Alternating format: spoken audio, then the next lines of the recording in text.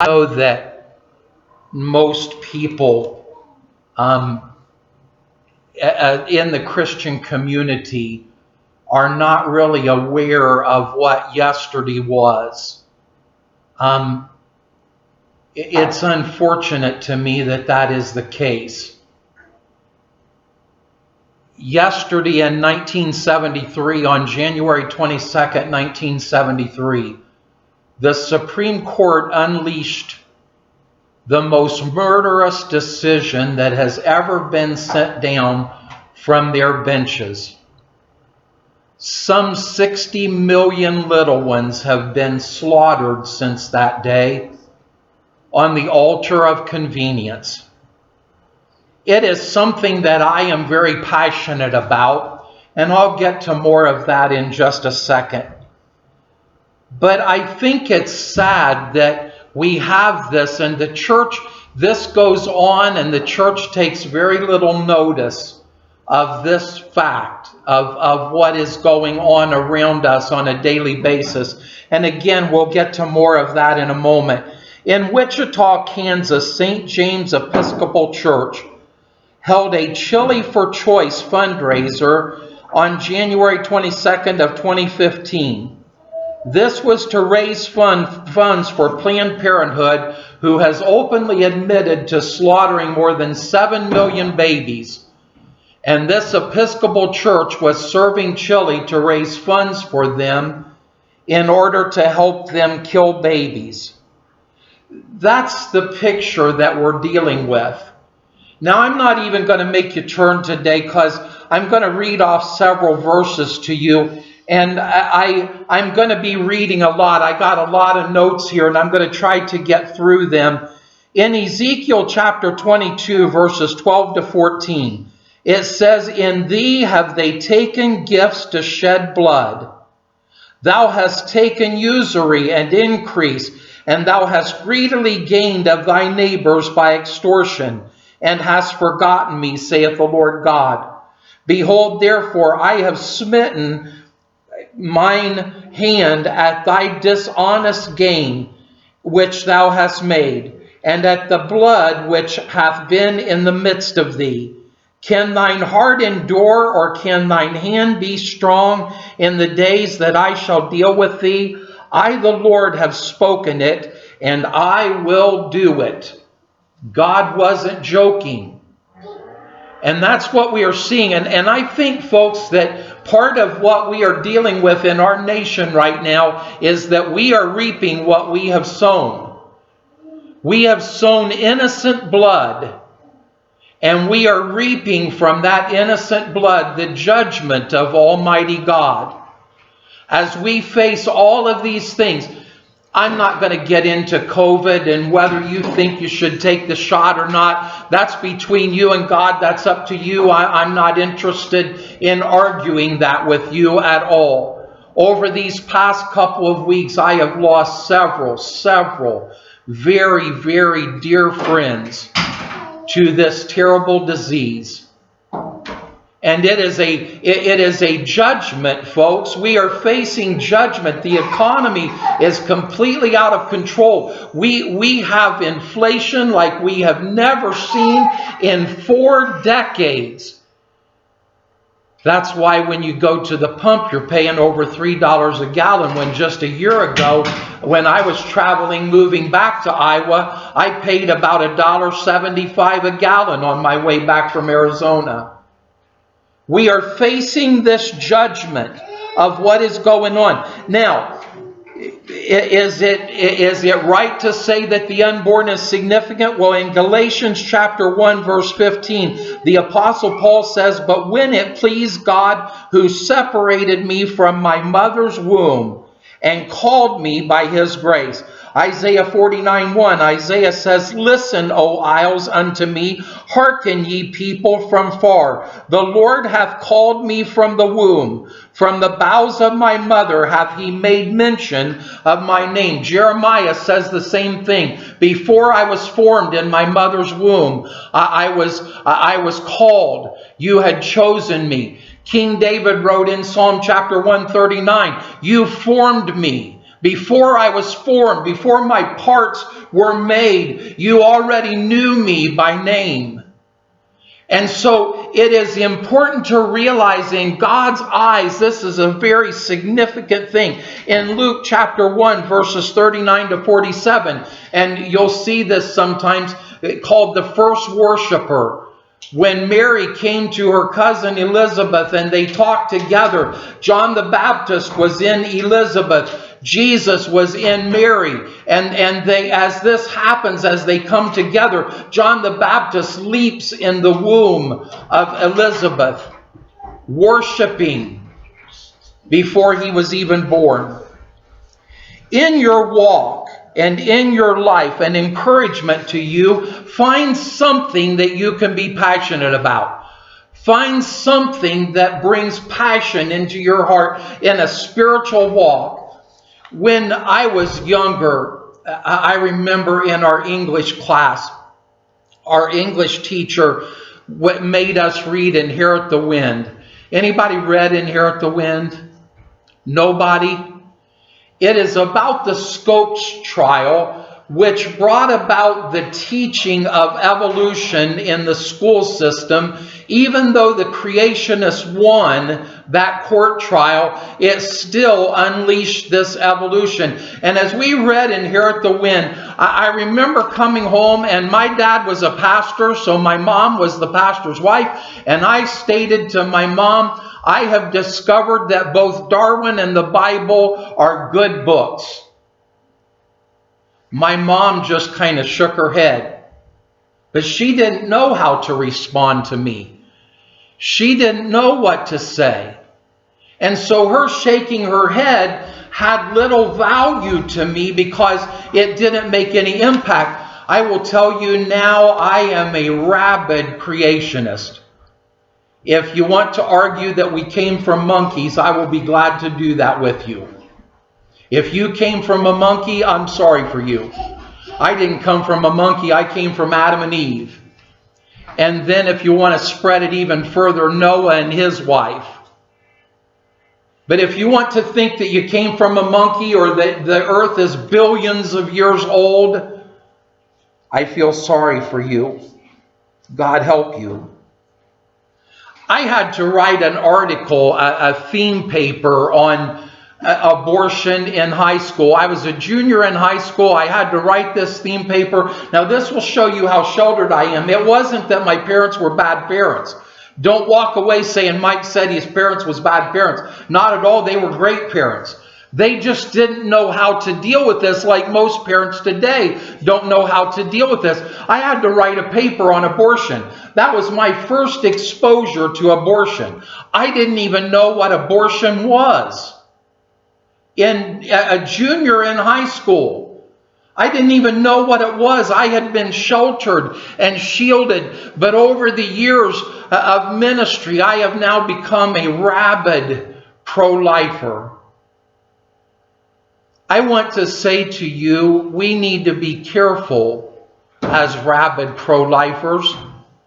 I was on radio on that station at that time, and then I became an on-air announcer, so I worked on the station, and that led to me being on what they called Call to Prayer, which was an hour every day that people could call in, and you did a little devotional while you was waiting for them to call in, and then they would bring the messages to you, and you would pray for these people. And as I was doing that, and it was this week, years ago, it was the Sanctity of Life week, and so I was talking about abortion, and I get this message that just stopped my whole devotional.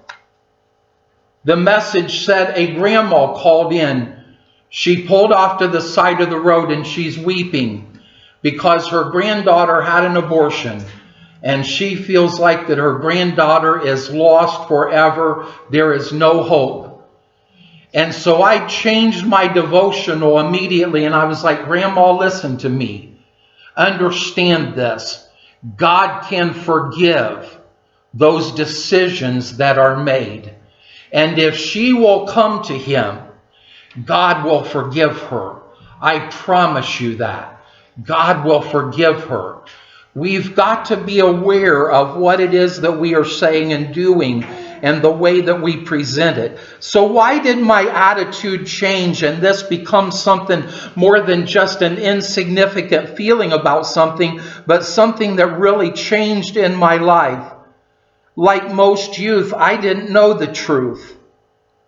We Christians leave it up to outsiders, to secularists, to teachers in the education system to teach our children what it is that they should be thinking. And the kids grow up not understanding what it is that is going on. The other side they gave $30 million. Imagine that. Would you like to have $30 million that you could give to the church? Do you realize we wouldn't have to take up an offering ever again? We could operate on $30 million for as long as any of us are ever going to live. The other side gave $30 million to try to help the ACLU stop the confirmation of Samuel Alito when he was nominated to the Supreme Court. You want to know why? The whole reason: he's pro-life. They didn't want him on the court because he's pro-life. And he has voted pro-life all the way through his entire time on the bench. In the world, there is 43, this is not counting the United States. This is in the rest of the world. There is 43 million abortions every year. That's 115,000 every day. Now in America, since 1973, over 60 million babies have been killed on that altar of convenience. That's 3,500 every day, 146 every hour, 1 every 25 seconds. We've been here about an hour. If that gives you some idea, during that hour that you've sat in church, 146 babies have died. For every 1,000 live births, there are 305 babies that are murdered. That's about a little bit more than 1 in every 4 live births. There's a baby killed. That's 60 million children whose parents are not shopping for bottles or diapers or toys or booties or school books. That's 60 million less people in the workforce building and teaching and healing. That's 60 million less people paying taxes and Social Security to take care of our current elderly. That's 60 million fewer people making the market larger, more efficient, and investing in innovation.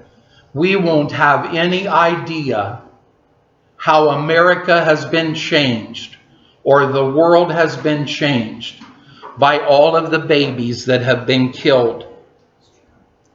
Every year I used to do research trying to figure out something that would make people care. Does it matter that doctors inject saline into the womb and fry the baby until it is literally born black? Does it matter that sometimes that same baby is still born alive, so they simply cut it into pieces and throw it into the garbage? Does it matter that parts of those little ones are kept in these doctors' jars as keepsakes? Does it matter? Does it matter that little bodies are thrown into dumpsters behind the abortuaries? No, it doesn't. The average Christian continues on in their life, totally asleep to what is going on. I just was never taught any of those things. And so many times I just wasn't aware to understand the fight.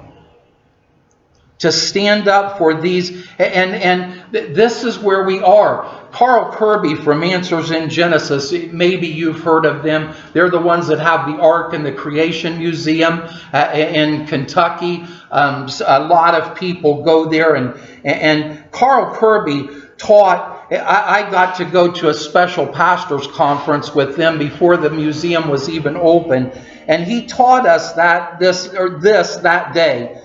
There are 400,000 churches in America. There are 6,000 first-run movie theaters. Which do you think affects the culture more? If you think it's the 400,000 churches, you're wrong.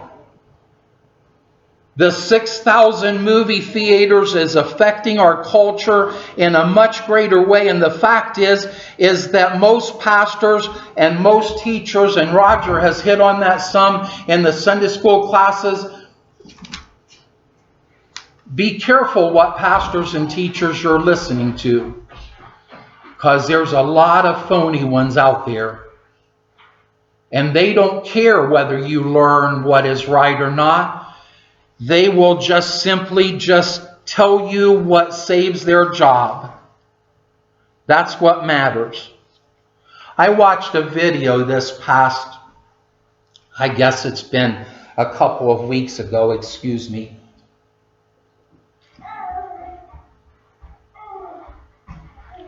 She was an 18-year-old girl in New Mexico.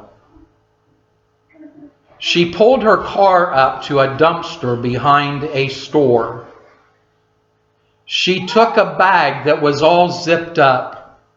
And I don't mean that she laid it down in the dumpster.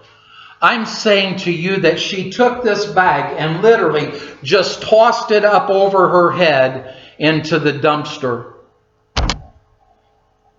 Fortunately, someone was aware of what was going on, and they got to the dumpster before it was too late.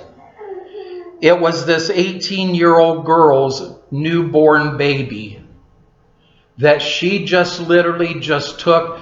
I would have been upset watching the video if she would have laid the baby into the dumpster. But when you take this unborn baby and just throw it up over your head like it's just a piece of garbage.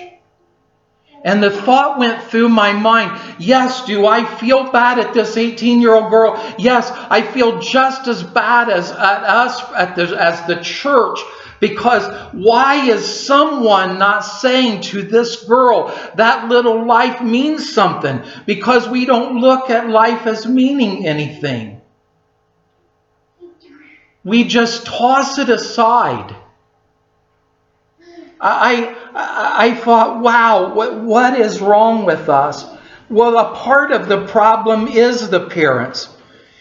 Do you know that statistically the average dad spends less than 10 minutes a day talking to his children, especially about anything meaningful?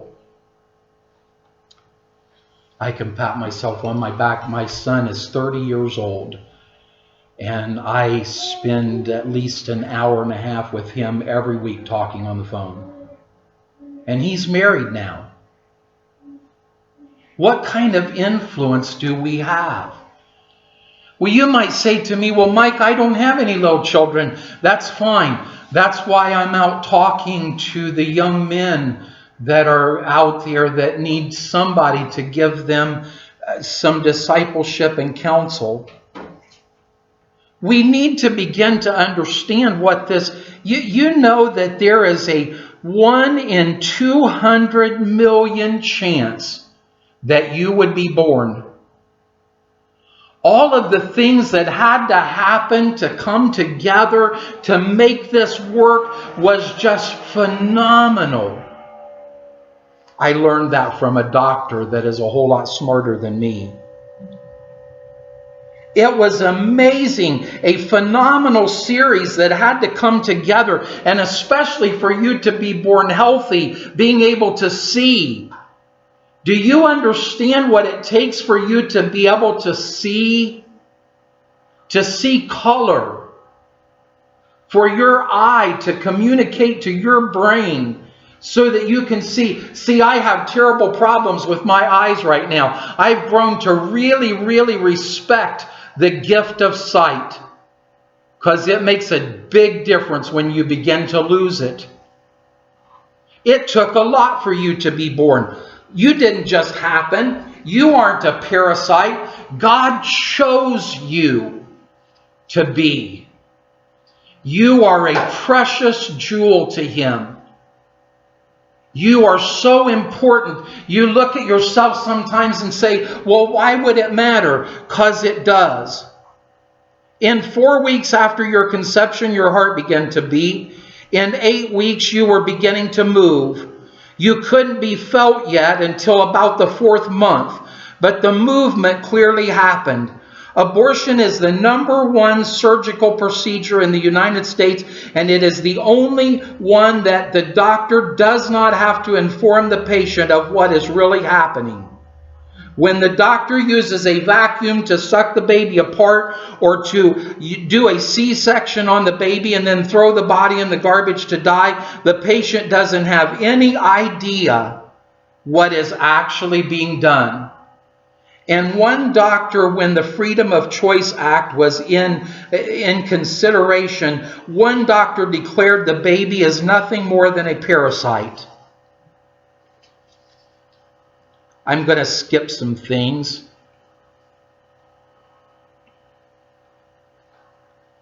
Let's not talk about Planned Parenthood because I don't want to do that. But I'll tell you what, if you think Planned Parenthood is about helping young people to Planned Parenthood, you're deceived. Planned Parenthood has an agenda to get children involved in sexual relations as fast as they can and teach them that will make them healthy adults. Can I just say something? We are all adults here, fortunately. I've had to be careful what I have said in the past because of people watching. I have been counseling people for about 30-some, 40-some years. I have yet to have an adult person come into my office and say to me, I'm so glad that I got involved in intimate relationship when I was a teenager. It doesn't do good. It does bad.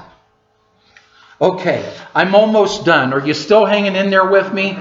I hope that maybe I'm giving you some things that maybe will make you think. And then I'm going to give you some good news, which I haven't been able to give any time that I've preached the message of sanctity of life. And I want to leave myself enough time to do that. From Celebrate Life magazine, which I have gotten the honor of writing for, so that's why I'm familiar with what they have to say. They're not doctrinally from the same doctrine that I am, but I learned to forgive them for that.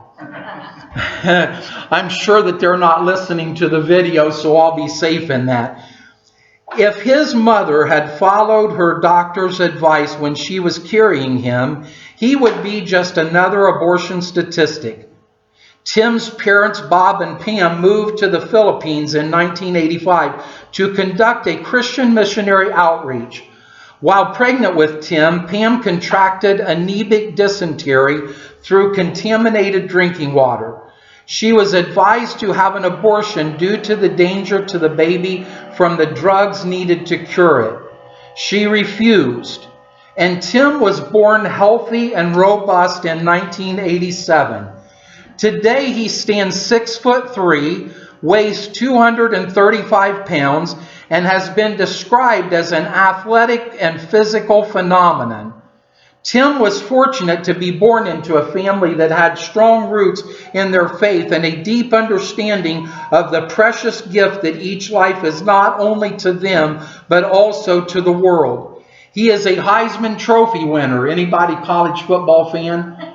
That's the highest trophy that you can win in college football. In 2007-2008 season, and a national champion in 2008-2009 season. At the time of this writing in the magazine, he was the quarterback of the professional football team Denver Broncos. and led them to a successful season in spite of all the criticizing of the media experts. Do you know who he is? Tim Tebow. Tim Tebow. Tim Tebow should have been an abortion statistic, and instead,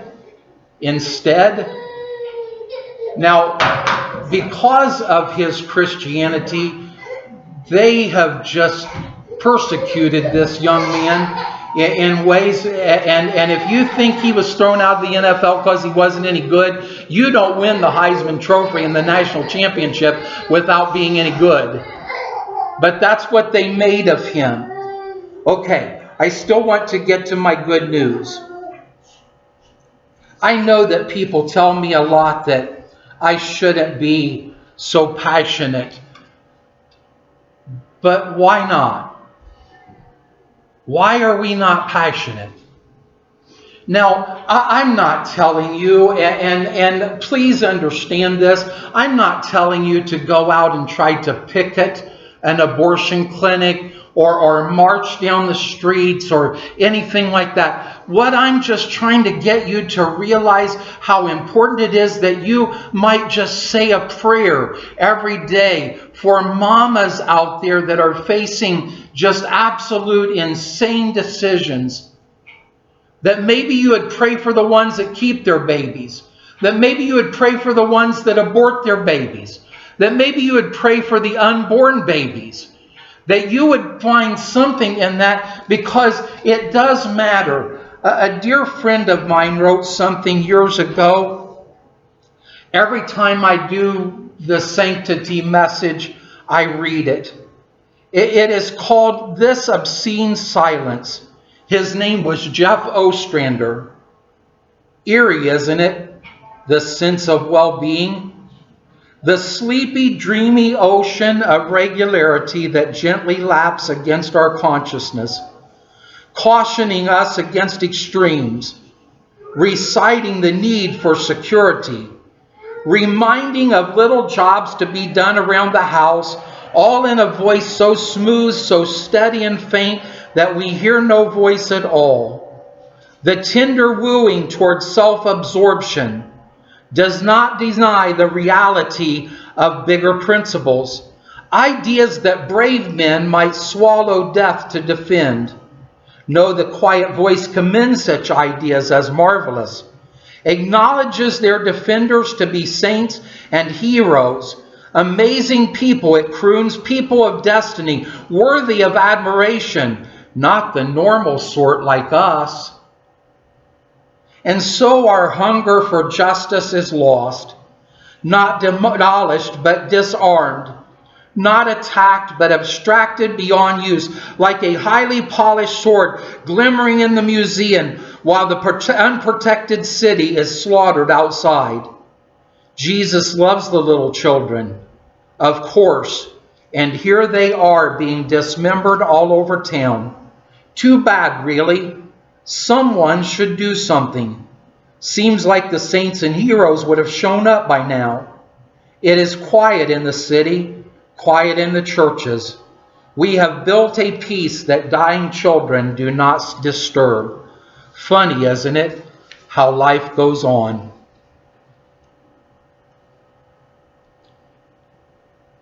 I want you to think about that silence. Back in December, the Supreme Court heard a case that will be decided sometime in the early summer, it is expected. That case, after all of these years, could possibly overturn Roe versus Wade, which is the decision that was made on January 22nd, 1973. Now, it won't end abortion. There is at least, and the option will be that if Roe versus Wade is overturned, that states will be able to make up their own mind whether they will allow abortion to happen. California, Illinois, and New York has already stated boldly that they will become abortion centers to slaughter babies. but it could be seriously slowed down.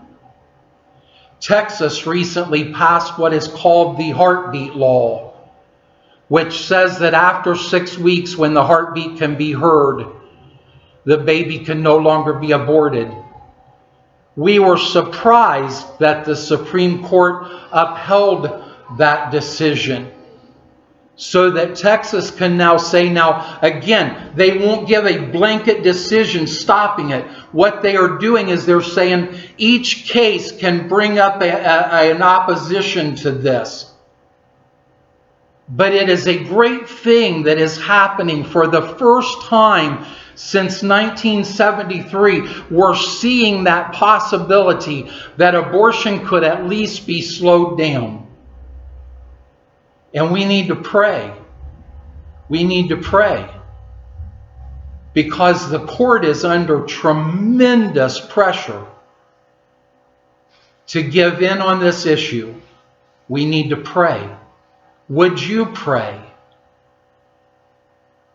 Is anything that I said this morning significant enough that would make you say, I'm going to add this to my daily prayer list and pray for these little unborn babies? Maybe one of those 60 million babies might have come up with the thing that you need, or that your loved one needs. We'll never know. Does it matter?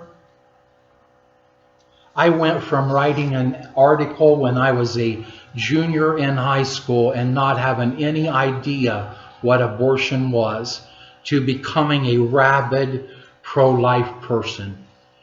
And I hope that just maybe something that was said will help you in doing the same.